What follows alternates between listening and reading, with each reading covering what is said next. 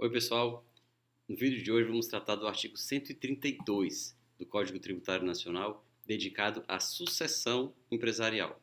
Antes de iniciar, porém, o trato do artigo 132 do CTN, não se esqueça de se inscrever no canal, de marcar as notificações e de curtir esse vídeo para informar o algoritmo que ele pode ser do interesse de pessoas que têm um interesse parecido com o seu.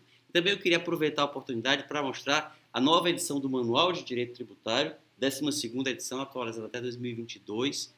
Está já disponível para venda, vai ter um link aqui na descrição do vídeo para quem tiver interesse, tanto para a versão de Kindle como a versão impressa, como essa aqui, seguro aqui. O livro tem QR Codes em cada capítulo que remetem a vídeos explicativos da matéria e nele se acha explicado o que é dito aqui nesse vídeo, que se explora aqui nesse vídeo e muitos outros assuntos também. Então vamos lá aos comentários ao artigo 132 do Código Tributário Nacional.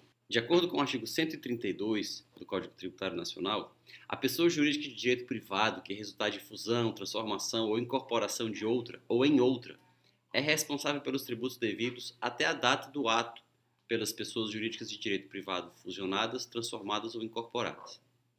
Aqui, o caput do artigo trata de responsabilidade por sucessão empresarial de direito, quando uma pessoa jurídica sucede a outra, ou seja, ocupa o lugar da outra em todos os direitos e obrigações que antes eram titularizados por aquela outra.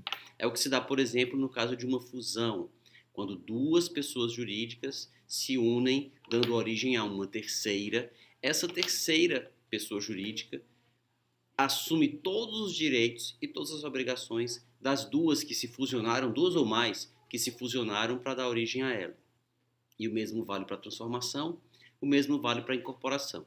Sendo a transformação a mera mudança de tipo societário, quando, por exemplo, uma limitada passa a ser uma SA ou vice-versa, ou no caso de incorporação, quando duas ou mais pessoas jurídicas se unem, mas uma delas preserva a sua identidade original. Então, pessoa jurídica A incorpora uma pessoa jurídica B e C, uma pessoa jurídica B e uma pessoa jurídica C, mas ela continua sendo pessoa jurídica A. Nos dois casos, tanto no caso de transformação como de incorporação, a que resulta da transformação, a que resulta da incorporação, assim como aquela que resulta da fusão, elas respondem por sucessão por todos os tributos devidos pelas que deram origem a elas, as que se fusionaram, as que se incorporaram, as que foram incorporadas e a que se transformou. O artigo não se refere à cisão, porque o Código Tributário Nacional é anterior à Lei das Sociedades Anônimas, que se reporta à cisão. Mas entende-se que a cisão também se considera referida aí, e quando há uma cisão, que é o inverso da incorporação, se trata de uma cisão parcial, a pessoa jurídica continua, aquela que se cinde, mantém a sua identidade, mas ela dá origem, pedaços dela dão origem a outras menores, mas ela originalmente mantém sua identidade, é a cisão parcial, é o inverso de uma incorporação. E a cisão total é o inverso de uma fusão, aquela que se cinde, desaparece e dá origem a várias outras, duas ou mais menores, mas nos casos todos, as que decorrem da cisão, elas respondem por sucessão pelos tributos devidos pelo que se cindiu. E no caso, e respondem solidariamente entre si pelos tributos devidos por aquela que se cindiu. Por que se fala que houve uma sucessão?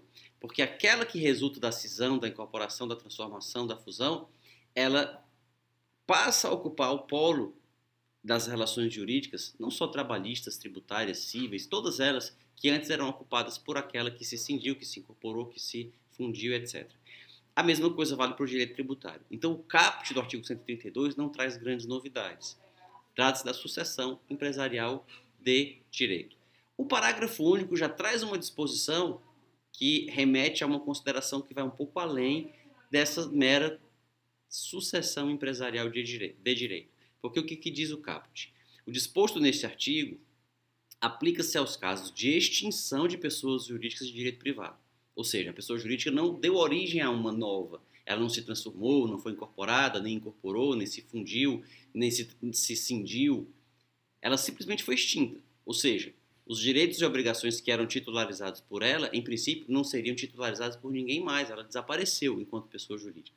Porém, quando a exploração da respectiva atividade seja continuada por qualquer sócio remanescente ou seu espólio, sob a mesma razão social ou sob firma individual. Então, quando a atividade que aquela pessoa jurídica explorava, quando a atividade que ela desempenhava é continuada, digamos que existe uma farmácia. Naquela farmácia se vendem medicamentos, se vendem remédios, dentre várias outras coisas que as farmácias geralmente vendem. Essa farmácia é explorada por uma pessoa jurídica. Comércio de B e C, comércio de medicamentos limitada. Essa pessoa jurídica tem 3 sócios, João, José e Maria. E explora uma farmácia na rua número tal, na rua tal, número tal. A pessoa jurídica é extinta, mas aquela farmácia, enquanto atividade econômica que é explorada, aquela farmácia continua funcionando. O homem médio que passa na rua vê a farmácia e pensa, a farmácia continua funcionando. Apenas a pessoa jurídica que a explorava foi extinta e ela continua sendo explorada, a farmácia, enquanto unidade econômica, continua sendo explorada por um dos sócios.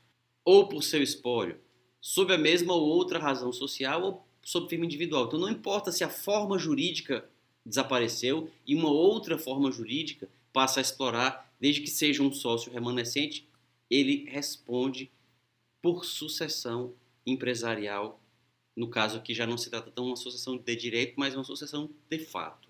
De fato, outra pessoa está explorando a atividade. E notem que o caput diz tributos devidos até a data do ato. Por quê?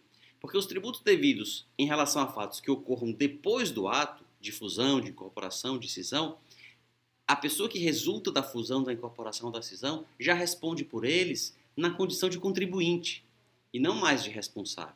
Então, depois de uma transformação, a pessoa jurídica transformada, resultante da transformação, responde pelos tributos devidos daí para frente na condição de contribuinte. Agora, aqueles que eram devidos anteriormente à transformação, ela responde como sucessora empresarial de fato. Se tiver gostado desse vídeo, não se esqueça de curti-lo, de se inscrever no canal para acompanhar os próximos e de deixar aqui na caixa de comentários o que gostaria de ver tratado nesses próximos vídeos. Até lá!